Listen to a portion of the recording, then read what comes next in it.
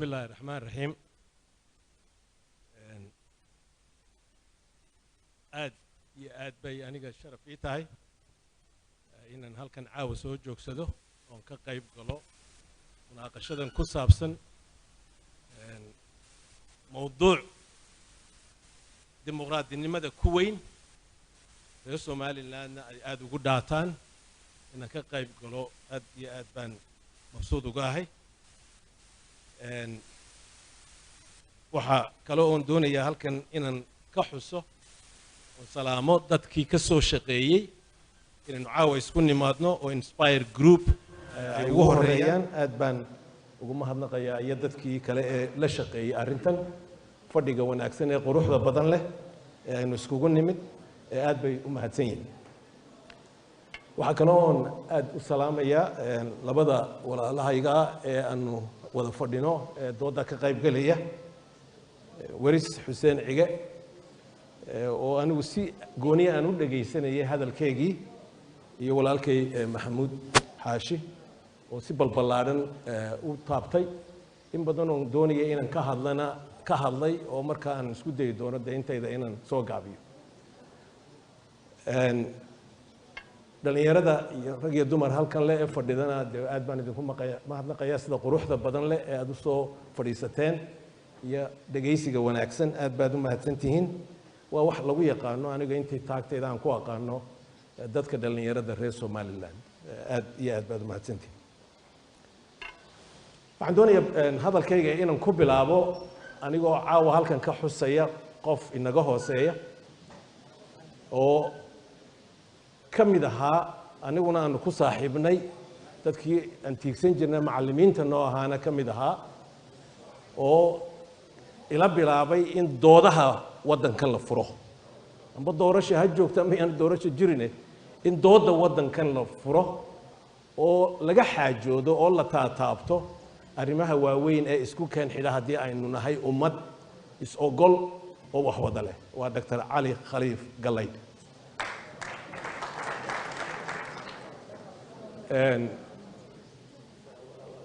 doorashadan waxaan doonayaa hadalkayga anoo soo gaabinaya inaan horta dhowr arrimood oo preliminary points aan soo dhigo dabadeetna aan u guda galo anigu mas'uuliyadda aan isa saaray ee ah bal inaan soo dhigo accounting doorashadaa dhacday dee wanaageega iyo adduunyada wax wada qurux badan ma jirto hadday sidaa tahay dee malaa'ig baynu noqon lahayn waa bini aadam dee waxa dhiman deena iyadana in laga wada hadlo waa important marka waxaan u soo horeysiinayaa dee doorashadani in badan baa la sugayay waqti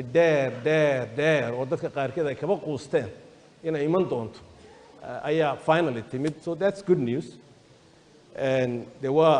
15 sannadood ayaa la sugayay sida anigu aan warka ku qaatay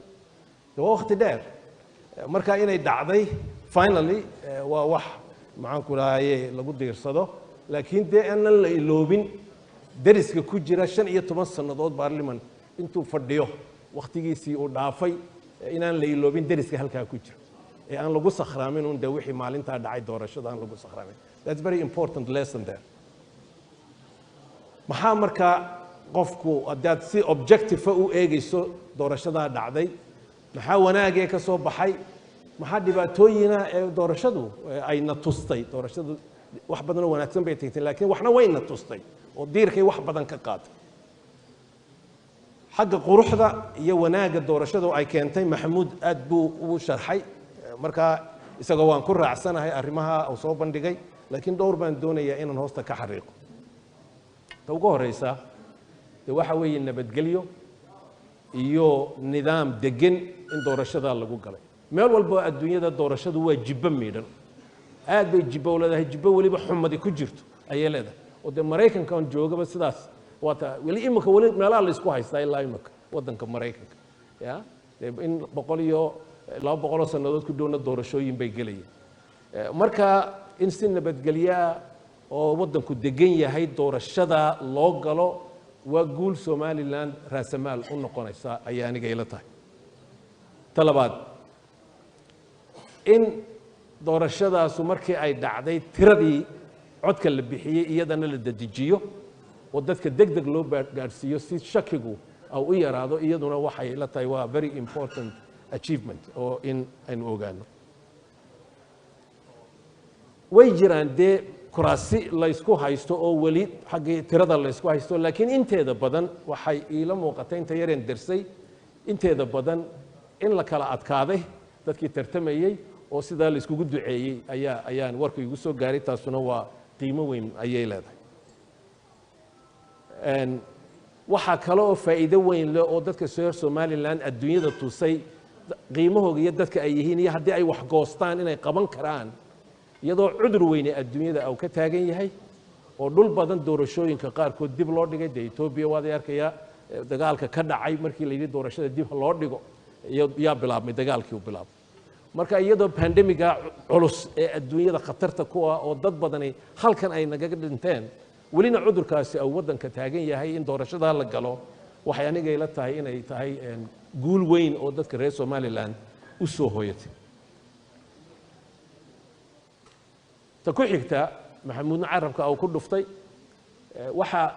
caado u ahayd ummadda Soomaalida amba inaga Somaliland ha noqoto amba Soomaaliya ha noqotee taariikhda ahayd kulba qofkii dawladda haya waqtiga dadka haya xukuumadda joogta inay markiiba faraha la gasho doorashada inay kala rogto oo ay wax kale soo galiso oo quwadda dawladdu marka ay noqoto mid aad iyo aad u qalin daarta dadku nidaamka ay codka ku bixinayaan iyo waxa ay doonayaan Somaliland taasu kamay dhicin marka madaxweynaha jamhuuriyadda Somaliland Muuse Biixi iyo inta la shaqaysa aad bay ugu mahadsan yihiin edabta ay u keeneen dawladdii ay u keeneen inay dawladdu edab yeelato inay garteen oo dadka loo daayay inay doorashada codka bixiyaan waa arrin weyn oo qurux badan maanta waxaan la sheekaysanayay qolooyin ajnabi ah oo inoo yimid oo ka qayb galaya malaha Berbera Barito iyo 26 June casuumadeeda oo ka yimid Guinea Bissau iyo Niger iyo dhulkaasan maanta la qadeynayay dee waad arkaysaa wajigooda markaad uga waranto iyo inta ay og yihiin quruxda wanaagsan ee halkaa ka dhacday oo Afrika iyo adduunyadaba daris u ah dad cusub oo dhalinyaro u badanna in ay soo galeen baarlamaanka cusub iyaduna waa guul wanaagsan oo energy cusub oo baarlamaankii ka muuqan doona sidaan rajada aynu filayno dadka reer Somaliland dawladooduna sida maxamuud u sheegay inay kharashka intiisii badnayd bixisay oo aynu ka yar baxnay Soomaalidu baryada aad iyo aad baa looga yaqaan adduunyada Soomaalidu inay yihiin dadka qaarkii yiraahdaan nation of beggars waxun bay baryayaan goor walba marka inaynu shilinkeen intaynu urursanay inagu iska bixinay intaydii badnayd kharashkii ku baxayay waa wax qiimo weyn leh oo lagu diirsado waxa kale oo aniga xaggayga ugu dambeyn qiimo weyn leh wadankan anigu waxaan sheegay 5 sanadood muddo laga joogo two civics laba waxaanu leenahay dad ayaa wadankan marka siyaasadda ka hadasho civic groups waa laba dad category hadalkooga analysiskooga gunta waxay gaaraan wax walba ay qabyaalad tahay tribalism wax walba waa qabyaalad oo taariikhda wadankana ku jirta intaasi waa group dhanka kalena waxa jira dhalinyaro soo baxday particularly in the last 5-10 years soo baxday oo aniga ii muuqatay oo ah youth civic mentality inay soo baxday labadaas maanta isku haya Somaliland taariikhdeedu waxay noqonaysaa iyo mustaqbalka halka uu tagayo halka waxa ka socda tartan adag marka waxa jira siyaasiyiin iyagu shaxda ay ciyaarayaan goor walba waa reehebel iyo siyaasiyiin ku doodaya maya waxa soo baxay civic culture dad maskaxdoodu ay tahay qarannimo iyo citizenship soo baxay de maanta doorashadaasi waxa ka marxaatiya in laba qof khaasatan laba qof aanay qabiilana lagu soo dooran musuqmaasuq kalena aan lagu soo dooran ee lagu soo doortay codkooga hadalkay bixiyeen maskaxdooda wixii ku jirtay in lagu doortay maxamuudna waa kii ka dhawaajiyay oo Batuun iyo Mooge de waxay marxaati ka yihiin different voting block in Somaliland ay marxaati ka yihiin mustaqbalkuna halkaas ayuu yaalaa marka qolooyinka wali miciyihii qabyaaladu ay ku jirto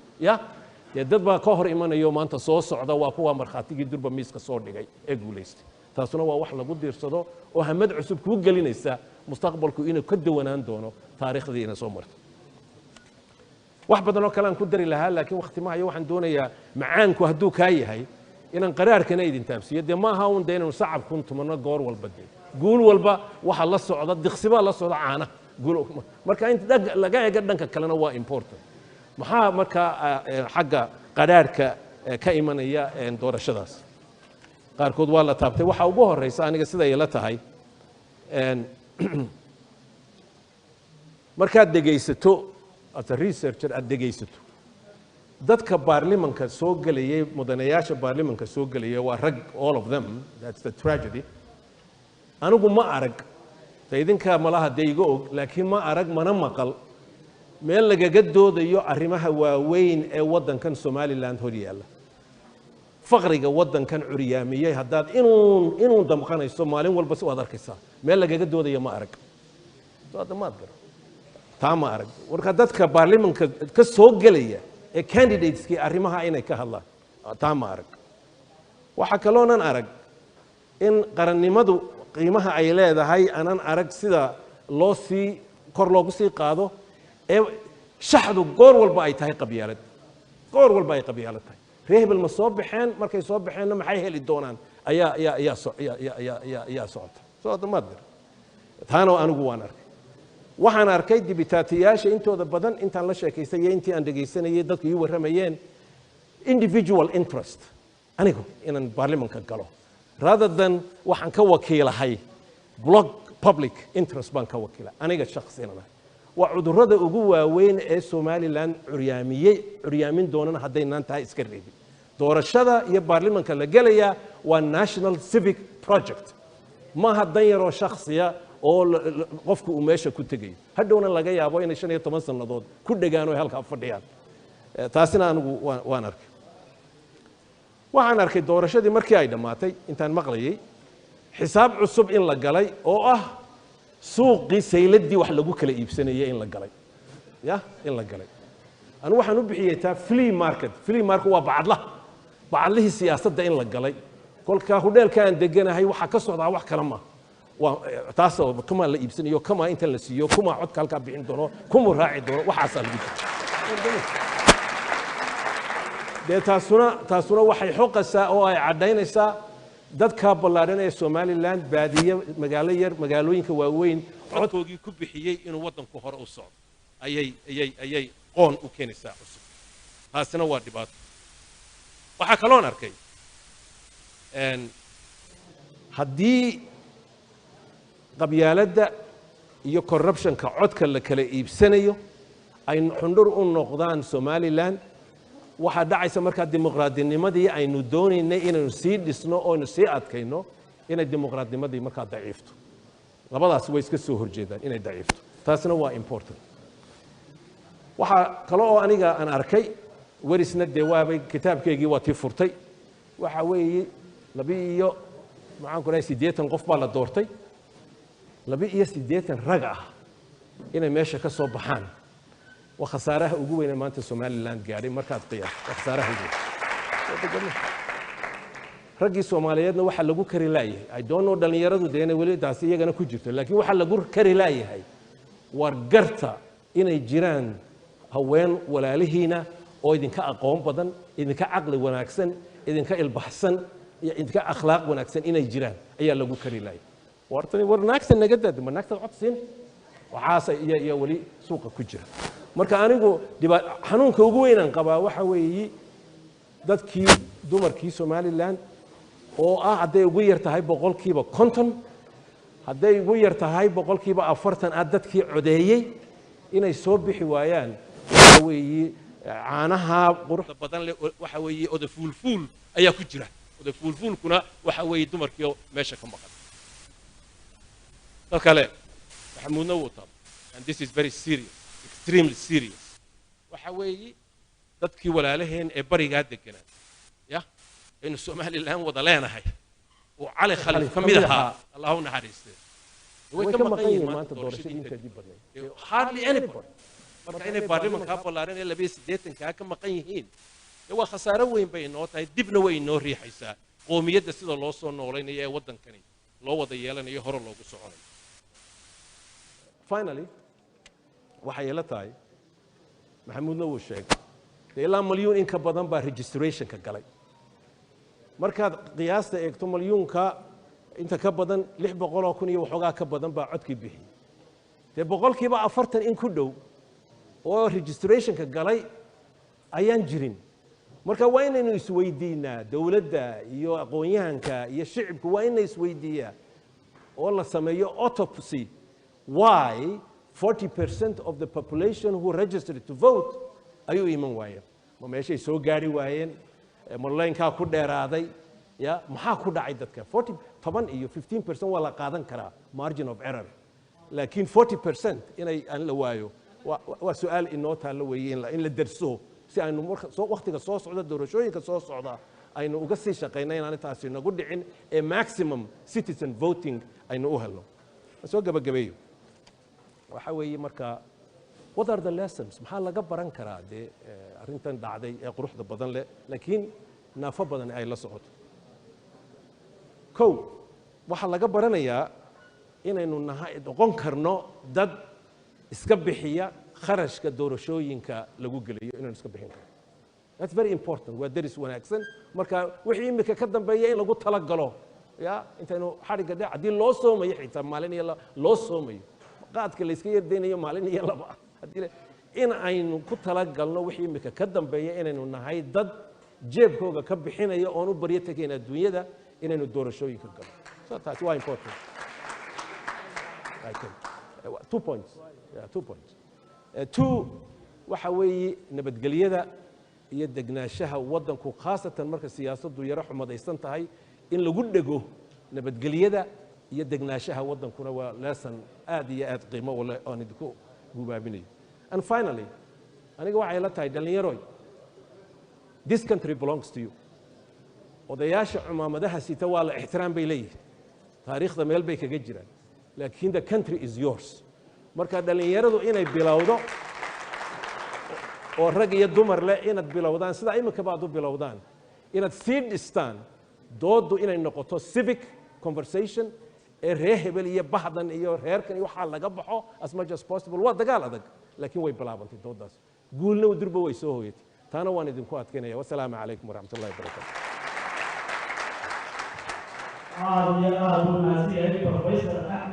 samatar aad iyo aad baynu ugu mahad celinaynaa.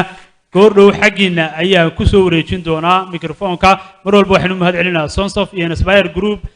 balse dhowr su'aalood oo kooban mas-uuliyiintana waxaan ka codsanaya inay si kooban ay inoogu jawaabaan. waxaan ku bilaabay